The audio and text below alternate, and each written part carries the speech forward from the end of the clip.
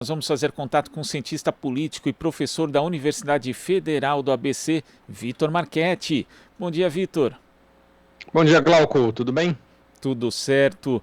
Vitor, nós acompanhamos, já falamos aqui a respeito um pouco do discurso do presidente Jair Bolsonaro ontem na Assembleia Geral das Nações Unidas, acompanhamos também a síntese feita pelo Lucas Weber, e foi aquilo, né? Na verdade, algo bem parecido com os outros dois discursos que ele fez ali no âmbito da Organização das Nações Unidas. Mentiu, distorceu dados, trouxe de novo a retórica delirante do país à beira do socialismo. Como é que você analisa esse discurso do ponto de vista do que ele representa para a política interna e também para o país do ponto de vista internacional, Vitor? Olha, Glauco, primeiro que chama a atenção que foi o discurso mais curto que ele já fez, né? Quer dizer, isso pensando aí nos discursos anteriores, né? Foi um discurso mais breve do que todos os outros que ele já tinha feito. Segundo que ele reforça aquilo, né? Como você mesmo destaca, quer dizer, é mais do mesmo, né? Ele mantém aquela lógica de fazer um discurso para dentro, né, vendendo para fora coisas que são surreais, que talvez no primeiro discurso ainda houvesse quem pudesse dar algum crédito às suas falas, mas hoje já não há mais quem, do ponto de vista no ambiente internacional, dê crédito para suas falas. Por exemplo, a questão ambiental, né, que é uma pauta que, do ponto de vista internacional, é uma pauta que mobiliza os atores, mobiliza os agentes, né? Mas já não há gente que veja com credibilidade as informações que ele traz sobre redução de desmatamento, sobre proteção dos indígenas, enfim, já não há mais, portanto, retórica que se sustente em relação a isso. Chama muito a atenção, né, a defesa que ele faz do tratamento precoce. Eu acho que esse é o ponto, né, de destaque, né, porque ali ele contraria tudo o que os organismos internacionais e que os principais países têm feito em relação ao combate da pandemia, né, em relação ao combate do vírus, né, as metodologias utilizadas pelos países. Quer dizer, tratamento precoce, o uso de hidroxicloroquina, cloroquina, ivermectina, enfim, tudo isso, em algum momento da pandemia surgiu como uma possibilidade, mas já há muito tempo, isso já está completamente descartado, e ele faz ali na tribuna da ONU, né, com mais de quase 2 anos aí de pandemia acontecendo no mundo, em que se já tem aí firmado pelos organismos internacionais que o tratamento precoce não tem eficácia, e ele vai e insiste nesse discurso. Quer dizer, do ponto de vista internacional, ele até fala, né, dizendo que a gente está resgatando, né, a credibilidade do país. No fundo, o que ele estava ali reforçando é a falta de credibilidade, ou a perda total de credibilidade, né, do país. Né? Tanto que a gente é só olhar para a agenda, né? Quer dizer, a população brasileira está pagando uma viagem de uma comitiva de 18 pessoas, né, incluindo parentes do presidente da República, para Nova York, e a gente não vê qual é a agenda, que agenda que está sendo feita ali, né? Quer dizer, comer o pastel na calçada, né? Quer dizer, esse é o pastel mais caro da história do país, né? Quer dizer, não faz o menor sentido investir recursos num tipo de viagem como essa, para participar de uma reunião importante como essa, e não ter uma agenda de reuniões com lideranças importantes, com investidores, com acordos e outras nações bilaterais, enfim. Quer dizer, um desperdício de recurso público, né, diferente daquilo que eles tentam vender, que olha só, o presidente que simples, né, comendo pastel. É, então, Glauco, só para dizer o seguinte, do ponto de vista da comunidade internacional, me parece que já não há mais atores dispostos ou com algum crédito nas palavras do presidente da República, né? O desastre já está feito. O que resta é ele tentar fazer discursos e promover aí algumas ações e imagens para o seu público interno. Então o sujeito vai até Nova York, usa a tribuna da ONU, né, para fazer discurso para o seu eleitorado aqui no Brasil. Quer dizer, não tem nenhuma mensagem do ponto de vista internacional, não tem nenhuma disposição em colocar o Brasil como algum protagonismo no cenário internacional, né? virou até meme isso, né, Glauco? Eu acho que é importante a gente chamar a atenção para isso, porque eu acho que ele retrata bem essa ideia, né? Quer dizer, o presidente foi até a ONU para produzir vídeo para circular no WhatsApp, né? Quer dizer, a live que ele faz toda quinta-feira no Palácio do Planalto, ele gastou dinheiro para ir até Nova York e fazer a mesma coisa, né, na tribuna da ONU. Quer dizer, tem um tom aí jocoso nessa história, mas no fundo revela essa lógica, que é uma lógica com a qual eu concordo, de que de fato ele não está ali preocupado nas relações bilaterais, não está preocupado com a imagem do país, com a credibilidade do país, né? Ele está só preocupado em fazer o discurso para os seus apoiadores. Teve lá um longo momento, né, do Brasil à venda, né, dizendo, a gente está aqui, né, privatizando tudo, vendendo tudo. Mas já não há mais, né, além da perversidade desse tipo de discurso, né, não há no cenário mais internacional uma garantia de que o país possa promover condições de estabilidade, inclusive para esse tipo de negócio, né? Então, quer dizer, mesmo para a agenda, né, ultraliberal de privatizar o país, né, esse tipo de comportamento do presidente da República também compromete esse tipo de agenda, porque ele vai produzindo uma incerteza nos atores econômicos, né, que até para fazer aquilo que a gente entende como uma agenda perversa, ele vai perdendo credibilidade.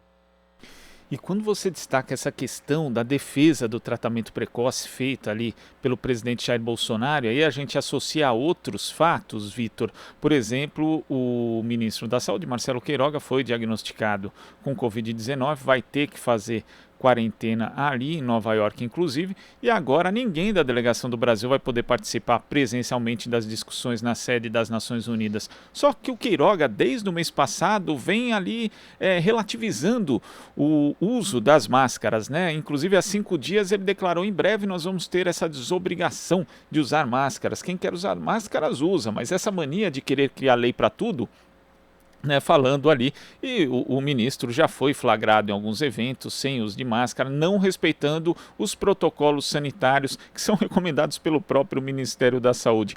E o curioso, Vitor, é que junto com essa defesa do tratamento precoce, bolsonaristas estão usando o fato do ministro ter sido infectado para reforçar um discurso anti-vacina, o que é extremamente perigoso, e tudo isso no contexto da CPI da Covid. Como é que você vê isso? É um ato de desafio na prática e que pode levar muita gente, ainda já levou e pode levar muita gente à morte pela Covid-19 aqui no Brasil.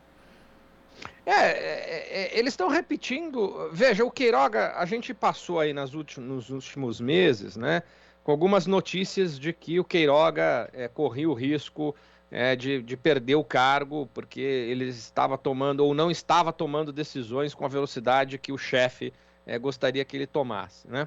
E dois aspectos aí chamam a atenção: a questão da desobrigação do uso da máscara e a questão da vacinação aí para adolescentes, né? Tanto que ele tratou aí de fazer aquela declaração lá da questão dos adolescentes, né? E saiu a decisão do STF dizendo que os estados estão livres aí para tomar a decisão se vacina ou não vacina. Quer dizer, é uma coisa surreal, né, Glauco? Assim, a gente está o mundo inteiro, né, brigando por ter vacina, o mundo inteiro buscando vacinar o maior número de pessoas da sua população, fazendo campanhas de conscientização, né? E o Brasil, você tem um governo federal que faz campanhas de desconscientização, quer dizer, faz propaganda contrária, né? Quer dizer, o Brasil é realmente um caso que depois a gente vai ter que estudar, porque a nossa população, ela adere à vacina e ela tomou consciência da importância da vacina a despeito do que diz o presidente da República, a despeito do que diz o governo federal.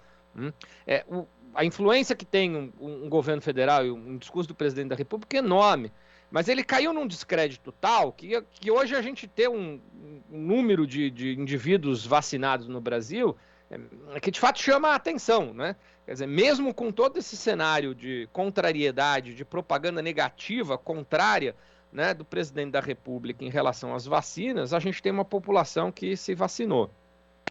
É diferente de outros países. Você pega os índices de vacinação nos Estados Unidos, por exemplo, é muito mais baixo do que o caso brasileiro, e há uma necessidade do governo intervir, do governo, né, tentar estimular as pessoas a se vacinarem, né? Então a gente tem uma cultura no Brasil, e graças aí à estrutura do SUS, né, que permitiu uma educação para a saúde pública, né, que faz com que a nossa população faça a adesão a esse tipo de campanha.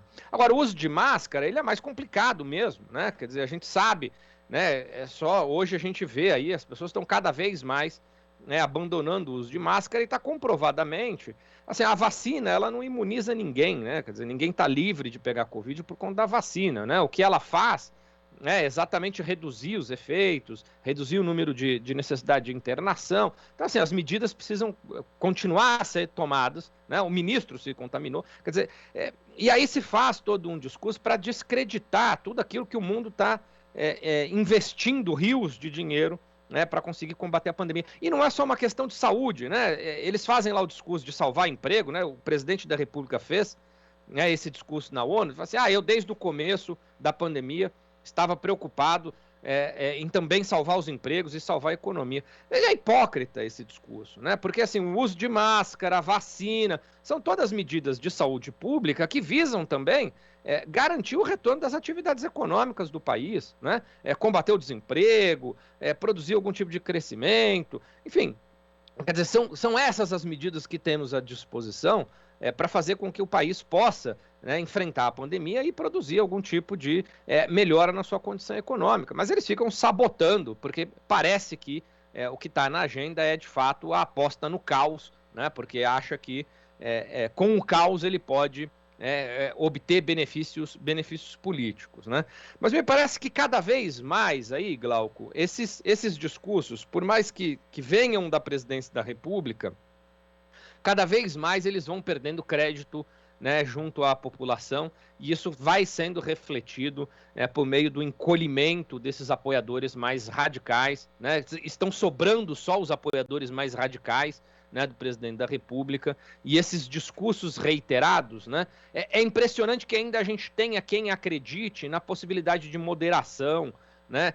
Quem acredite que existam ministros técnicos, ministros preocupados com, né? O Queiroga foi vendido aí como ministro técnico, né? Que não vai fazer a política. Aí a gente vê, né? O gesto obsceno que ele faz, né? O uso de máscara, né? Ele participa de uma comitiva que, ainda que em vários momentos ele apareça de máscara, mas ele é o único, né? Quer dizer, um ministro da Saúde que não consegue convencer a sua comitiva toda ela a utilizar essa medida tão simples de prevenção de contaminação, que é o uso de máscara, de fato não tem a menor credibilidade, né? Então a gente já está num momento de perda completa da credibilidade internacional e da credibilidade nacional desse governo, né? Quer dizer, os índices de adesão e de popularidade do governo vêm demonstrando isso. Isso é uma tragédia do ponto de vista das políticas públicas no Brasil, mas pelo menos podem dar alguma esperança de que estamos próximos, né, do fim, ainda que o fim esteja mais distante daquilo que a gente precisa, né? Quer dizer, a gente precisaria que o fim fosse ontem, né? Porque, afinal de contas, o Brasil tem questões urgentes para lidar, né? Questões muito graves, né, para lidar, mas me parece que no horizonte, pelo menos, temos aí, né, uma perspectiva positiva do encerramento desse ciclo tenebroso que está marcando aí essa triste história do país. E nós tivemos também, Vitor, ontem o depoimento do ministro da Controladoria Geral da União, Wagner Rosário, que era um depoimento pedido de forma recorrente pelo senador governista Eduardo Girão, porque em tese seriam trazidos dados sobre corrupção nos municípios e estados, o que não aconteceu. O Girão, inclusive, teve tempo para perguntar, mas o Rosário não trouxe efetivamente nada nesse sentido. E, no entanto, o depoimento foi bastante. No depoimento, o ministro, foi bastante evasivo nas respostas ao relator Renan Calheiros, foi arrogante em boa parte do tempo e acabou brindando a sua participação com uma demonstração de misoginia em relação à senadora Simone Tebet e também de etarismo em relação ao senador Otto Alencar. Você estava falando da questão da ilusão dos ministros técnicos, né? O Rosário, ele é um servidor de carreira que foi alçado ali à condição de ministro da CGU, mas esse depoimento de ontem mostrou que também é mais uma ilusão essa questão do ministro técnico nesse aspecto. Foi um suco de bolsonarismo que a gente teve na sessão da CPI ontem, Vitor? O mais puro e infeliz suco de bolsonarismo, Glauco. E veja, ela tem a ver com essa urgência que eu acabei de dizer, né? Quem já fez gestão pública nesse país sabe a quantidade de energia que é investida na administração pública para responder, né, aos questionamentos da CGU, né? E são questionamentos legítimos. A CGU é um órgão importante, né, de garantia de controle, de transparência, né? Desde o prefeito que está recebendo o recurso lá para resolver com os seus problemas, até o administrador federal. Enfim, a CGU demanda os governos, demanda as gestões, né, enormemente para que elas produzam respostas adequadas para os seus questionamentos. E o que a gente está vendo aí, Glauco, é mais uma demonstração, primeiro, do aparelhamento das instituições de controle todas no país, né? Quer dizer, e o cinismo do presidente da República, dizer, olha, não temos nenhum caso de corrupção, não tem corrupção mais nesse país, ao mesmo tempo em que aparelha todos os órgãos que fazem investigação de modo autônomo, de modo independente, né? Quer dizer, ontem, as falas, né, do Rosário, né, o ministro da Controladoria Geral da União, são a demonstração mais cabal desse tipo de controle. Quer dizer, a Simone Tebet, antes de ser ali agredida, né, ofendida, né, pelo ministro, ela fez uma demonstração slide por slide de todas as omissões, prevaricação cometidas pela CGU, né? Isso foi ali o estopim para que o ministro perdesse as estribeiras e perdesse ali, né, o eixo, né, da sua fala, porque está evidente, Glauco, a gente tem ali, tem documentos que foram falsificados, né, invoices lá, né, as notas fiscais que foram falsificadas. Quer dizer, e a CGU não atuou como deveria atuar, como atua, né, em qualquer controle de contas de qualquer município, de qualquer órgão federal. Quer dizer, ela se omitiu num contrato de mais de R$1 bilhão, né? Quer dizer, então, de fato, assim, a gente está num momento em que esse discurso técnico ele vai absolutamente por terra, né? Esse processo de aparelhamento pleno das instituições brasileiras, fundamentalmente das instituições de controle, eles vão produzindo também, já que a gente está falando muito aqui de perda de credibilidade, né? Eles vão minando a credibilidade de instituições que dependem desse capital, né? Dependem da credibilidade para continuar atuando. Quer dizer, imagina o prefeito, né? O deputado, né? O gestor, um gestor de qualquer órgão, né? Federal, quando ele receber um questionamento da CGU, ele vai lembrar de como o governo, como a CGU lidou com aquele contrato de mais de R$1 bilhão, né?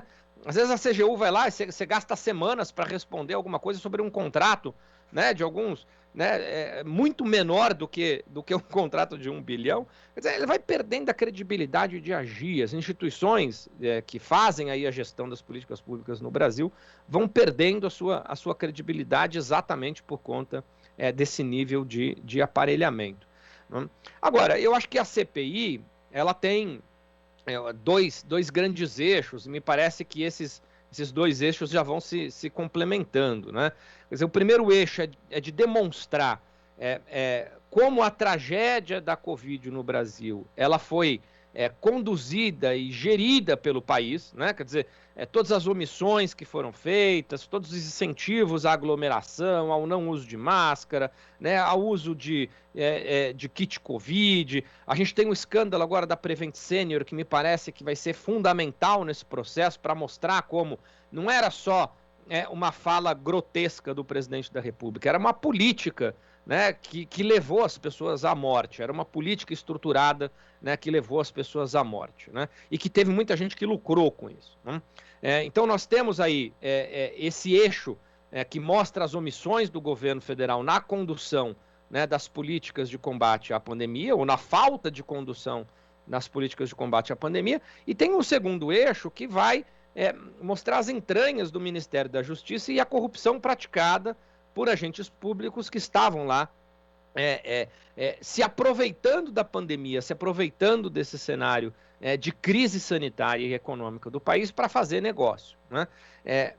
O caso de ontem, né, a presença do Rosário, que agora deixa de ser testemunha e passa a ser investigado, né, me parece que está no centro disso, desse tipo de corrupção que se montou dentro do Ministério da Saúde, né, mostrando, portanto, que o esquema, né, tinha a anuência e tinha, inclusive, o estímulo do governo federal para que ele pudesse se concretizar. Então, esses dois eixos me parece que vão dar, aí no relatório final da CPI, né, um retrato mais bem acabado de tudo o que o bolsonarismo tem representado do ponto de vista da administração pública no país, né?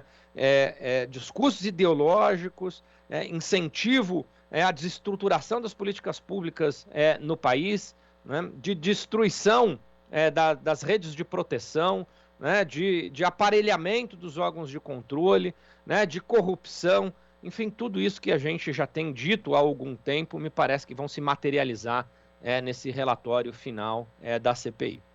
Dentro de um processo de corrosão das instituições também, né? Exatamente, Val. Vitor, muito obrigado pela sua participação aqui no Jornal Brasil Atual. Até a próxima. Obrigado, Glauco. Eu que agradeço. Até uma próxima. Abraço. Abraço. Conversamos aqui com o cientista político e professor da Universidade Federal do ABC, Vitor Marchetti. Aqui você ouve as notícias que os outros não dão. Jornal Brasil Atual.